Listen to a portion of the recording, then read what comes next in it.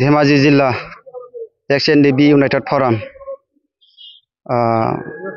दिनै जोङो जिल्ला सावरायमेल लानाय जादोंमोन। बेयावहाय जोङो माखासे आउट अफ बिटिआरआव थानाय जोङो एक्स-एन-डि-बि हिसाबै जोङो माखासे थांखि दिखांनाय जादों। जाय थांखिफोरखौ लानानै जोङो 2020 एकर्ड खालामबोदोंमोन 2020आव। दा बेफोराव माखासे इस्युफोरा पेन्डिं जानानै दङ। जोङो धेमाजि जिल्ला एक्स-एन-डि-बि इउनाइटेड फराम हिसाबै आउट अफ बिटिआरआव थानाय हिसाबै दिनै जोंहा गोबां मुंख्लंफोरनि अनसुंथाया थालांबाय। दिनै सरकार सालाय बिथांमोना 5 बोसोर बायदेमलांबाय। होनबाबो धेमाजि जिल्लानि जिथुनाखि मुंख्लंफोरनि अनसुंथाइ बेखौ बिथांमोनाहाय क्लियार खालामलांनो हायासै। दुखु मोननाय जों फोरमायदों इउपिपिएल गभर्नमेन्टखौ।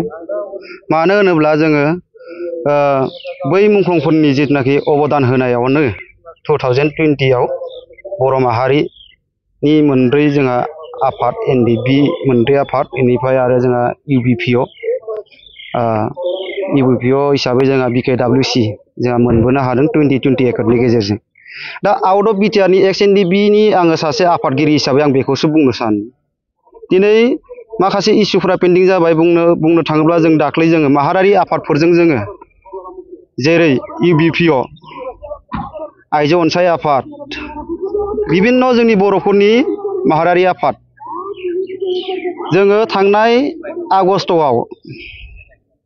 आगष्टनि 7 अक्ट'आव जोङो बि-के-डाब्लिउ-सिनि माखासे दाबिफोरखौ लानानै जोङो माहारियारि खुद्रिसारनाय बे हाबाफारिखौ लादों।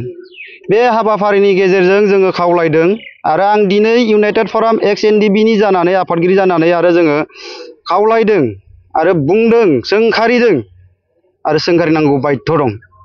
मानो होनोब्ला दिनैहाय बि-के-डाब्लिउ-सिआबो जिथुनाखि बर' कसारि गावहायुङारि खुंथाइ बिखौ 2020 एकर्डआवनो जोंहाय बियो फैफानाय मोनसे जोंहा गिदिर सुक्ति आउट अफ बिटिआरआव थानाय बर'फोरनि थाखाय। मानोना बिनि दिनै हाबाफारिफोरा गामि नटिफिकेसन खालामनाय बेबो आद्रा अबस्थायाव दङ। इलेक्सन जिथुनाखि खुंनांगौ बेबो आद्रा जानानै थाबाय। दा बैफोरखौ लानानैनो जोंबो एक्स-एन-डि-बि इउनाइटेड फरामनि जानानै धेमाजि जिल्लानि जानानै जाहाथे बैफोर इस्युफोरा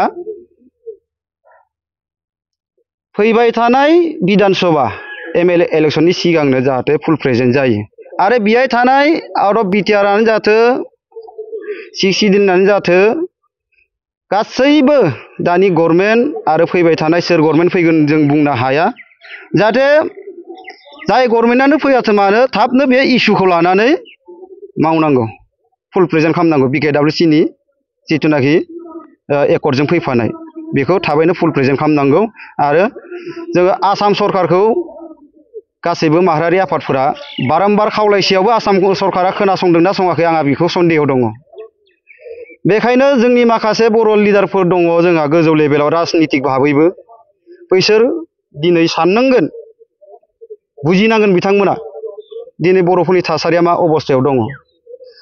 आङो एगजाम्पल मथे बुंनो थाङो आरो एगजाम्पलबो होथावना नङा बियो। थांनाय जा सिबि बड' एस-बि गोजौ फरायसालि बेबो मोनसे जोंनि थाखाय सोलोंथाइनि बेलायाव बहुत गिदिर जेंना जादों। मानोना दिनैहाय 16 जन ना मा जोंहा स्टुडेन्टफोर दङ। जाय स्टुडेन्टफोरा दिनैहाय 8 जन फोरोंगिरिजोंहाय रानोब्ला बेसेबां गोलैहैगोन बेखौ इसोरासो मिथिगोन। दा बेखायनो माहारियारि आफादफोरा दिनैहाय बिराद खस्थ' मोनदों। माहारियारि आफादफोरा दिनै दाबि खालामबाय थाबाबो दिनै सरकारा खोनासङाखै।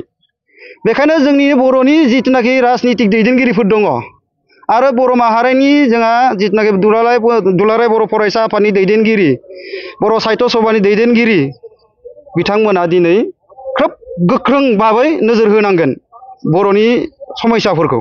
होनबानासो जोङो बर' हिसाबै जों गाबथाना थानो हागोन। बेखायनो आंनि खावलायनाय जाहाथे फैबाय थानाय समावहाय बि-के-डाब्लिउ-सिनि जिथुनाखि पेन्डिं जाना थानाय इस्यु बेफोरबो फुल प्रेजेन्ट जाजोबनांगौ। आरो एन-डि-बिनि जि मुंख्लंफोरनि अनसुंथाइ बियो थाबैनो जानांगौमोन, खिन्थु सरकारा बायदेमलांबाय। फैगौ सेप्तेम्बर नङाबा अक्ट'बरावनो जानायनि इसारा होदों बिसायख'थिखौ 6 सिडिउलावहाय। दा बियो इस्युआहाय जाय सरकारानो फैयाथों मानो मुंख्लंनि जिथुनाखि अनसुंथाइ बेखौ थाबैनो होनांगौ बेखिनिखौ खावलायबाय आं।